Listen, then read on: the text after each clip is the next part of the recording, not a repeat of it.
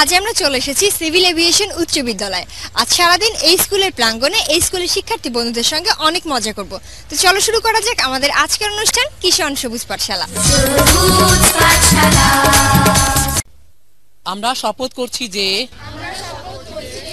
আমরা আমাদের পরিবেশের ভারসাম্য রক্ষায় সর্বদা সচেষ্ট থাকব।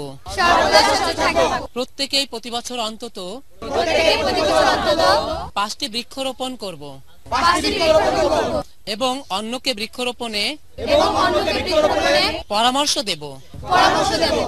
মহান সৃষ্টিকর্তা আমাদের সহায় হন। আমিন। আবার যদি একটু বুদ্ধির ঘষা মাজা করা হয় তাহলে কেমন হয় বলো তো? হ্যাঁ বন্ধুরা, আমি বলছি কুইজের কথা। আমি প্রথমেই তোমাদের কুইজের নিয়মটা বলে দিচ্ছি। প্রত্যেকটি প্রশ্নের সাথে অপশন থাকবে। তোমরা যে যে প্রশ্নগুলির উত্তর জানো, সঠিক উত্তরটি জানো, শেষে হাত তুলবে এবং সবার প্রথমে যে হাত তুলবে আমি তার কাছে চলে যাব। আর সবচেয়ে বেশি যে সঠিক উত্তর দিবে তার জন্য রয়েছে কিষানের পক্ষ থেকে একটি গিফট। তাহলে শুরু করি। প্রথম প্রশ্ন, বাংলাদেশের হয়ে দ্বিতীয় এভারেস্ট বিজয়ী নাম কি? মুসা ইব্রাহিম, ঈসা ইব্রাহিম, এম এ মুহিত। আমরা সবাই মোটামুটি উত্তরটির সাথে পরিচিত। আচ্ছা, তা আমি ওইখানে চলে যাই। তোমার নাম? সামনে চলে এসো। তোমার নাম? কণা। কণা, সঠিক উত্তরটি কি হবে? M A Muhith. হ্যাঁ, আমরা সবাই মোটামুটি জানি যে বাংলাদেশের হয়ে দ্বিতীয় এভারেস্ট বিজয়ী হচ্ছেন এম এ মুহিত। কণার জন্য একটা জোরে হাততালি।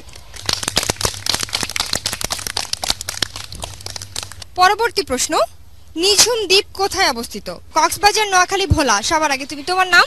ফাতেমা। ফাতেমা, সঠিক উত্তরটি কি হবে? নোয়াখালী। হ্যাঁ, ফাতেমার উত্তরটি একদম সঠিক হয়েছে। ওর জন্য একটা জোরে হাততালি। নেক্সট প্রশ্ন, আসমুদ্র হিমাচল শব্দটির অর্থ কি? আকাশ থেকে সমুদ্র, আকাশ থেকে হিমালয়, হিমালয় থেকে সমুদ্র পর্যন্ত। ওইদিকে সবার প্রথমে হাত তুলেছো তুমি, সামনে চলে এসো। তোমার নাম? রিয়ন। রিয়ন, সঠিক উত্তরটি কি হবে? হিমালয় থেকে সমুদ্র পর্যন্ত। হ্যাঁ, উত্তরটি একদম সঠিক হয়েছে।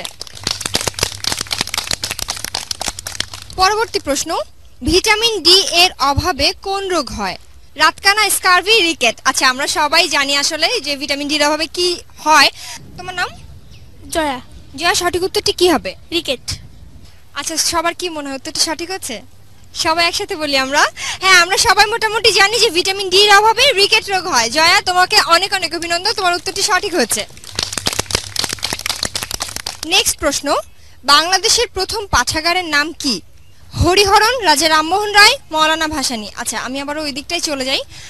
তুমি সামনে চলে এসো। তোমার নাম? অপু। অপু, সঠিক উত্তরটি কি হবে? রাজা রামমোহন রায়। হ্যাঁ, অপুর উত্তরটি একদম সঠিক হচ্ছে।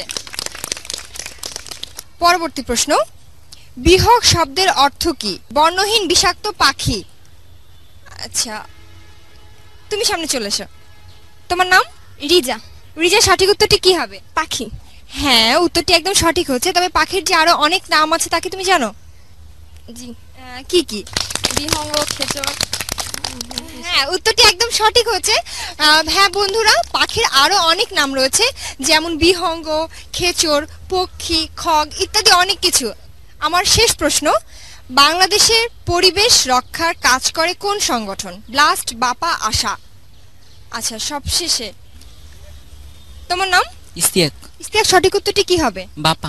হ্যাঁ, ইস্তিয়াকের উত্তরটি একদম সঠিক হচ্ছে। বন্ধুরা, তোমরা দেখলে আমাদের এই স্কুলের শিক্ষার্থী বন্ধুরা সবাই পড়াশোনায় কতটাই মনোযোগী। তার কারণ তারা মোটামুটি নয়, প্রত্যেকটি প্রশ্নেরই সঠিক উত্তর দিয়েছে। আর সবচেয়ে মজার ব্যাপারটি যেটি হচ্ছে যে এই সঠিক উত্তরগুলি তারা সবাই মোটামুটি জানে।